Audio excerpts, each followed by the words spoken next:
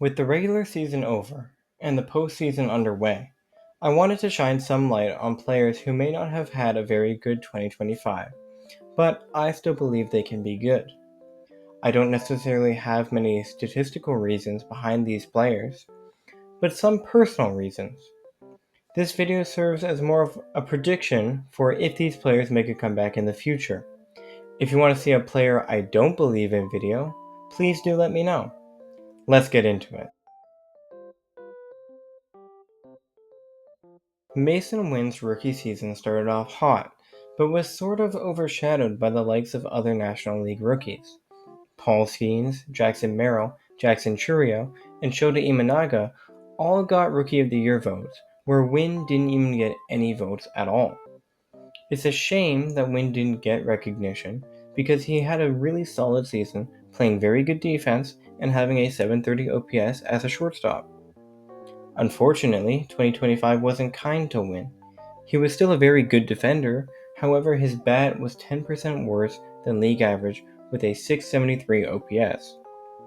With the Cardinals looking to rebuild in the next couple of years, they need Wynn to find his way in the major leagues. What makes me think he will become a very good major league player? Well, it has to do with his floor and his advanced metrics. At his worst, Mason Wynn is a very good defensive shortstop who is a just below league average hitter. That is a very solid floor. He is quick, athletic, and his advanced metrics have improved slightly in a direction I like. In 2024, Wynn was pretty good at scoring the ball up and not striking out. Wynn doesn't whiff, meaning swing and miss at pitches in the strike zone. As a result, he doesn't strike out a lot. In 2025, Wynn didn't square up as many balls, but improved his chase rate, meaning he isn't swinging as much at pitches outside of the zone. I think with these metrics, Wynn can be a very good contact hitter, as he clearly is. But I also believe he will try to work more walks in 2026, as he is a free swinger instead of taking walks regularly. A low whiff, chase, and K rate is a perfect recipe for a high walk rate. I believe in 2026 Mason Wynn can be an on-base machine while stealing some bases with his solid speed and playing stellar defense. This is why I believe in Mason Wynn.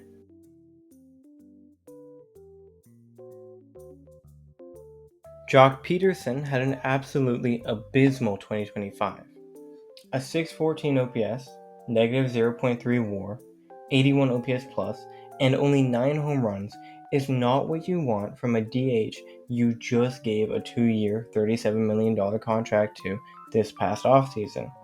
However, this season was completely uncharacteristic from Peterson.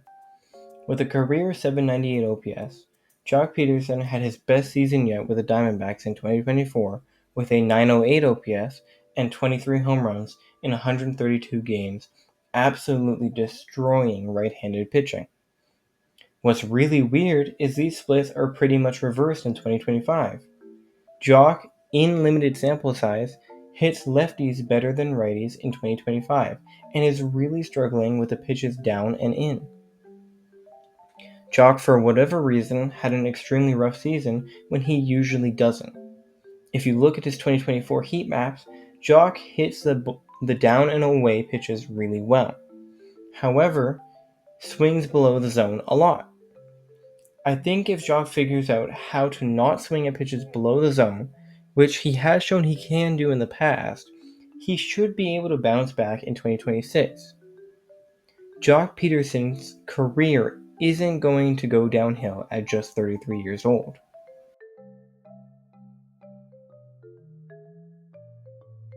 The Pirates ended the season without a playoff berth, and if I told you that would happen at the beginning of the year, I think you would say, tell me something I didn't know. With some of the best pitching in the MLB, the Pirates desperately need some help in the hitting department. I want to look at a past trade acquisition in Spencer Horwitz. As a Jays fan, I watched Spencer Horwitz come up and start hitting from the get-go. Going to be 28 years old in 2026, I wouldn't say Spencer Horwitz is struggling, but coming off of wrist surgery, he did struggle at the beginning of 2025, and then really turned it on late. In 2025, Horwitz had a 272 average, 787 OPS, and 11 home runs. But I really feel like most people don't know about how Horwitz is playing right now. Looking at the advanced metrics, it's clear that Horwitz doesn't hit the ball particularly hard or swing the bat too fast, but the wrist surgery ended up slowing that down even more. Horwitz is extremely good at not striking out and taking his walks, which is what really helps his OPS. I think in 2026, with his wrist hopefully fully healed and back to normal, Horwitz can hit the ground running and become the Pirates' starting first baseman for the foreseeable future, hopefully helping that poor fan base have something to cheer about.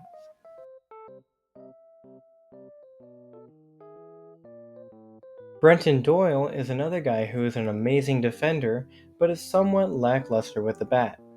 In 2024, Doyle had a 764 OPS and 23 home runs, but just a 102 OPS plus as he played in Colorado. Doyle benefited a lot from Colorado with an 899 OPS in home games, and I worry he is a Colorado merchant. However, Doyle was very good at getting the ball in the air at the ideal angle for home runs in 2024.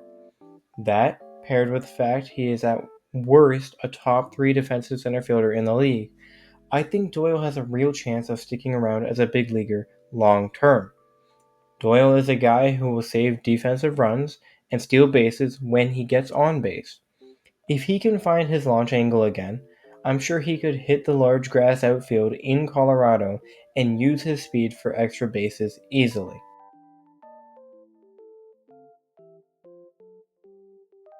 Josh Lowe is now 2 years removed from his very impressive 2023 season, where he posted a 292 average, 20 homers, and an 835 OPS. And unfortunately, his 2024 and 25 have been extremely subpar comparatively. Much like Jock Peterson, Josh Lowe has been swinging at the pitches below the zone a lot and chasing a lot like he always does. Josh needs to cut down on his chases outside the zone and look for something in his wheelhouse because that's when he hits the ball hard.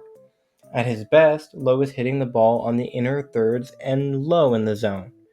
That way, he gets his launch angle right and barrels the ball.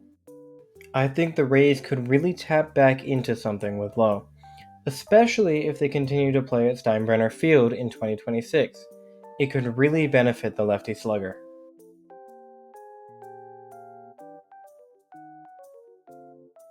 Many people may look at this and say, yeah, no shit, you still believe in Tristan Casas.